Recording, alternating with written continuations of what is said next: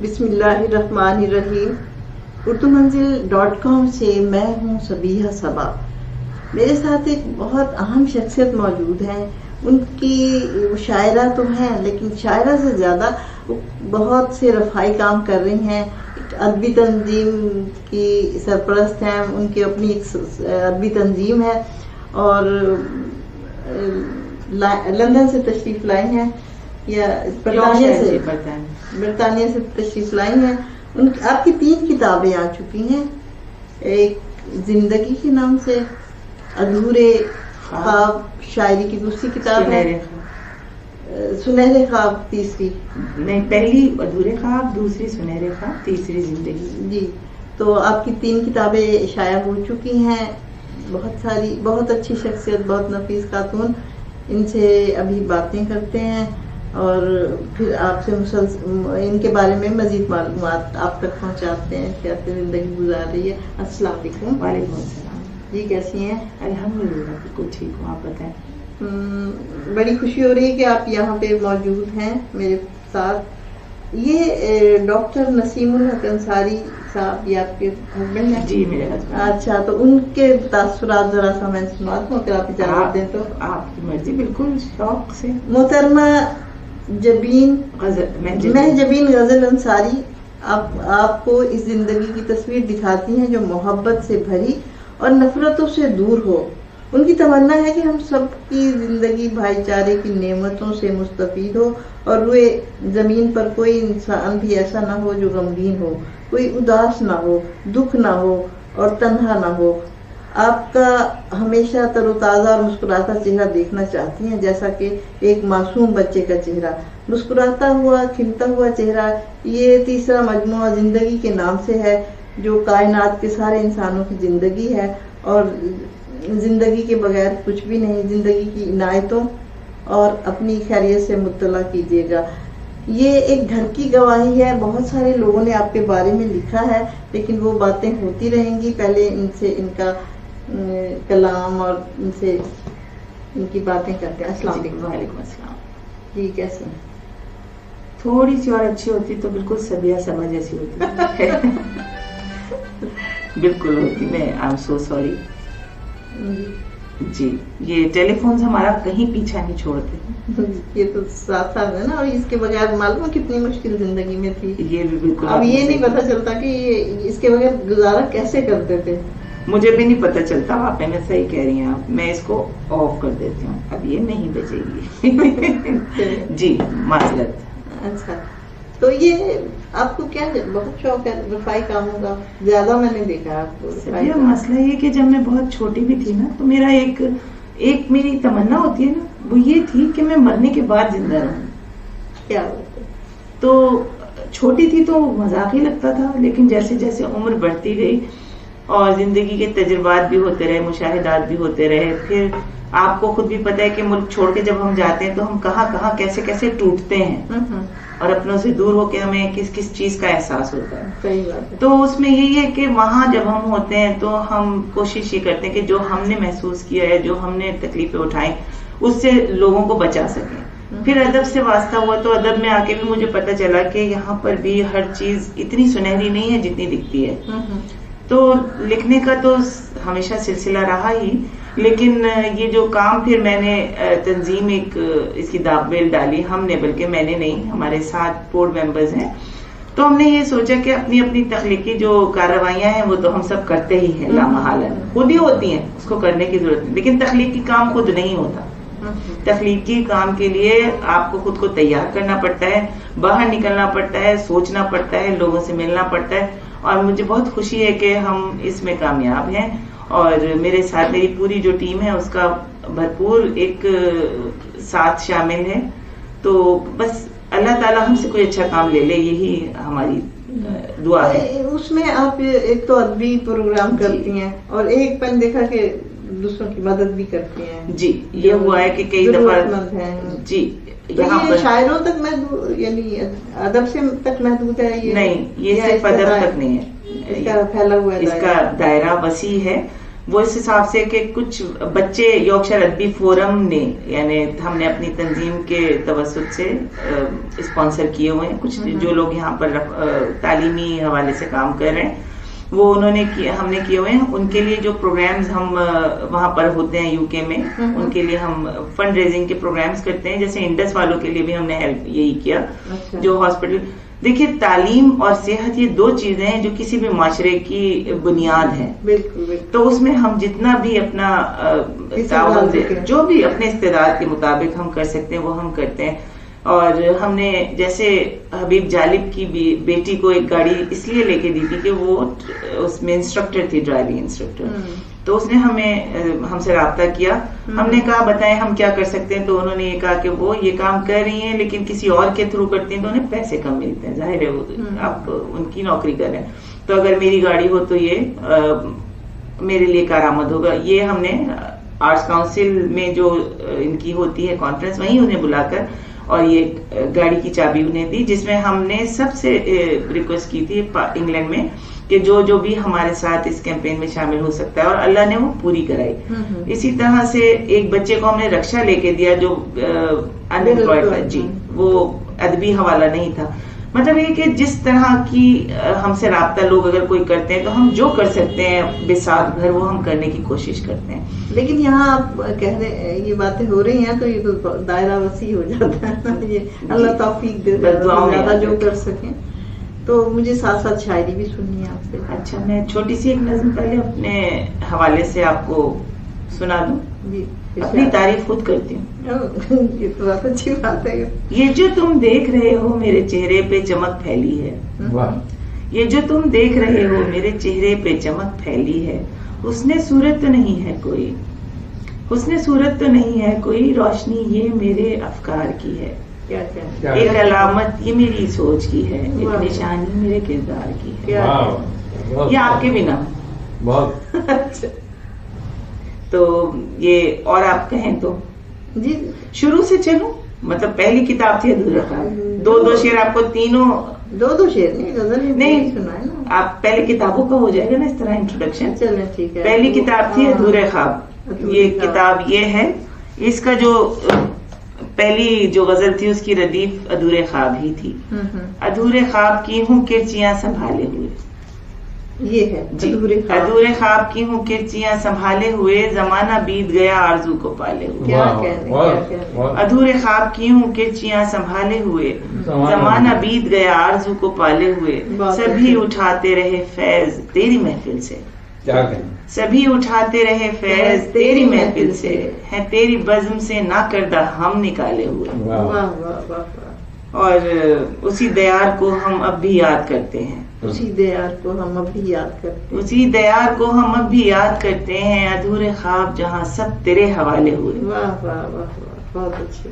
تو اس کے بعد پھر ہم دوسری کتاب میں ابھی نہیں ہے, اس کا ایڈیشن بھی ڈیو ہے, وہ ہے سنہرے خواب. تو اس کا ایک قطعہ, آنکھوں میں ٹھہرے کچھ خواب سنہرے ہیں. آنکھوں میں ٹھہرے کچھ خواب سنہرے ہیں. کیا دل پر اب تیری یادوں کے پہرے ہیں. بہت اچھے بہت اچھے. یادوں دیکھیے میں خود ہی بھولنے لگی ہوں. آنکھوں میں ٹھہرے کچھ خواب سنہرے ہیں, دل پر اب تیری یادوں کے پہرے ہیں. دوسری زندگی سے سنا دیتے ہیں. جی بالکل. زندگی امتحان میں پڑھتی دیکھ کے زندگی امتحان میں گزری, درد کے سائبان میں گزری. زندگی امتحان میں گزری, درد کے سائبان میں گزری. جس کے دیوار و در شکستہ تھے عمر شکستہ تھے, جس کے دیوار و در شکستہ تھے عمر ایسے مکان میں گزری. اور آپ کہیں تو نظم ایک آپ کو سناتی چلوں. چھوٹی ہی نظمیں کوشش کرتی ہوں تاکہ کچھ زیادہ چیزیں ہو سکیں. حالانکہ نکال کے رکھا تھا لیکن اس کے باوجود ہم شاعروں کا یہی مسئلہ ہے. بے دھیانی میں نکالا ہوگا نا. بے دھیانی میں آپ نے ایک بے دھیانی مجھے مار گئی. صحیح ہے. نظم بعد میں سناتی ہوں. میں یہ آپ کو ایک غزل سناتی ہوں. الجھن اقرار کی ہے اور نہ انکار کی ہے. الجھن اقرار کی ہے اور نہ انکار کی ہے، اصل میں بات فقط جرت اظہار کی ہے۔ واہ واہ واہ واہ، بہت اچھے۔ دل کے دروازے مقفل ہیں نہ دستک دیجیے، دل کے دروازے مقفل ہیں نہ دستک دیجیے، ایسی کوشش یہ سمجھ لیجیے بیکار کی ہے، کیا کہنے، واہ واہ، ایسی کوشش یہ سمجھ لیجیے بیکار کی ہے، اور میرے پرکھوں کی حویلی کا نشاں باقی نہیں، میرے پرکھوں کی حویلی کا نشاں باقی نہیں، وقت ظالم ہے بہت جس نے وہ مسمار کی ہے۔ اور یہ شعر سنیے گا، باوضو نظروں سے دیکھا ہے عبادت کی طرح، باوضو نظروں سے دیکھا ہے عبادت کی طرح، کیسی شفاف نظر میرے طلبگار کی ہے، باوضو نظروں سے دیکھا ہے عبادت کی طرح، کیسی شفاف نظر میرے طلبگار کی ہے، اور ساری بگڑی ہوئی بازی کا جو پاسا پلٹے، ساری بگڑی ہوئی بازی کا جو پانسا پلٹے، ذمہ داری یہ فقط آج کے معمار کی ہے، اور آگ ہی آگ نظر آتی ہے ہر سمت غزل، آگ ہی آگ نظر آتی ہے ہر سمت غزل، بات اب میری نہیں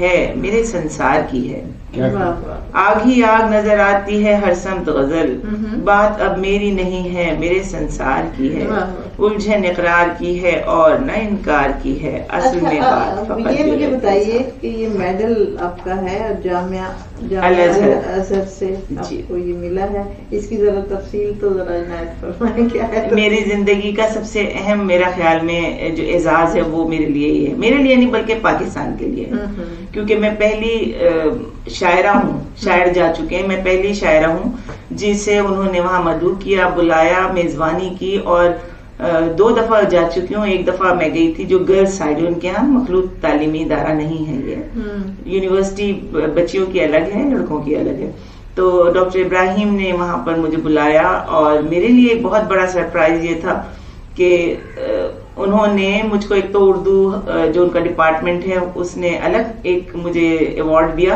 اور یہ الازہر والوں کی طرف سے مجھے ملا، اور وہاں پر انہوں نے اپنے نصاب میں میرا کچھ کلام شامل کیا ہے، بہت اچھی بات، اللہ کی طرف سے کوئی نام ہے، ورنہ تو میری کوئی اوقات نہیں ہے، نہیں بہت اچھی شاعری ہے آپ کی، اور اس کے علاوہ انہوں نے 32 خواتین کا ایک ریفرنس آپ پہ ہو رہی ہے، جی، ان کی ایک اسسٹنٹ لیکچرار اردو ڈپارٹمنٹ کی PhD کر رہی ہیں، تو وہ جس طرح انہوں نے مجھ سے پوچھتے رہتے ہیں، میں بھیجتی رہتی ہوں جو چیزیں، 3 کتابیں جا چکی ہیں، باقی جو کام ہیں، اور ایک اور میرا جو اچیومنٹ ہے زندگی کا وہ یہ ہے کہ میں نے LLB آنرز اور پھر پوسٹ گریجویشن اپنی بیٹی کے ساتھ کیا، جب وہ یونیورسٹی میں آئی، میں اردو پڑھا رہی تھی اس وقت، A لیولز اور O لیولز وہیں UK میں، لیکن جاب بھی بڑی اچھی تھی، پکی تھی، لیکن جب بیٹی نے داخلہ لیا تو اس نے کہا امی آپ میرے ساتھ یہ ڈگری کیوں نہیں کرتی، ہم ایک نیا ریکارڈ قائم کرتے ہیں۔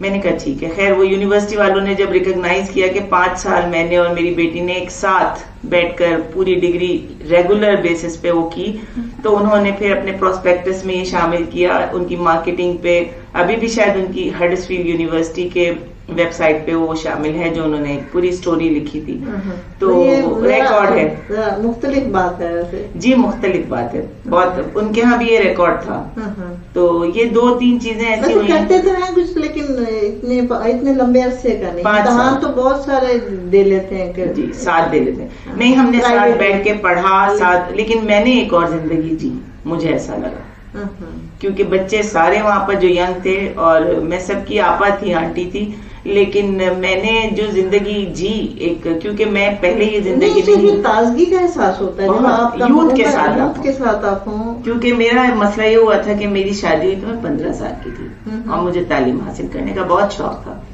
تو شادی تو ہو گئی، مصروفیت رہی، زندگی کے اتار چڑھاؤ سبھی کے ساتھ ہوتے ہیں، خاص طور پہ خواتین کا تو خاصا اس میں رہتا ہے کہ ان کی زندگی میں مختلف قسم کے واقعات و حالات ہر دور میں ہی جنم لیتے رہتے ہیں۔ وہ ایک شعر یاد آ جاتا ہے اس پہ کہ ہم یہ سمجھے تھے کنارہ ہے نہیں ڈوبیں گے، ہم یہ سمجھے تھے کنارہ ہے نہیں ڈوبیں گے، پر کنارہ تو سمندر سے بھی گہرا نکلا، کسی عمر میں بھی یہی ہوتا ہے۔ اچھا ابھی تک کہ وہ یہ تجویز جو تھی اکٹھا آپ کے ذہن میں آئی تھی پہلے یا بیٹی کے پہلے ذہن میں آئی؟ یہ پتہ نہیں، ہم باتیں کرتے رہتے، ہم باتیں کرتے رہتے تھے، کیونکہ بچوں کو یہ ہوتا تھا کہ امی کو شوق تھا زیادہ پڑھنے کا، اعلیٰ تعلیم یافتہ ہونے کا. میرے والد کو بہت شوق تھا کیونکہ میری پھوپھیاں وغیرہ کافی پڑھی لکھی تھیں. مشرف تمیز جو ایک بڑا اچھا نام ہے، ہیڈ آف دی ڈپارٹمنٹ رہی، وہ پرنسپل تھی اردو کے حوالے سے، انہوں نے بہت کام کیا، لکھتی تھیں. تو وہ ہمیشہ یہ کہتے میرا دل چاہتا ہے کہ میری بیٹیاں، میں نے اپنے والد سے یہ کہا کہ ابا دل تو آپ کا یہ چاہتا تھا، شادی آپ نے 15 سال کی عمر میں کر دی، تو اب یہ پوری کیسے ہوگی؟ سوچنے کی بات ہے.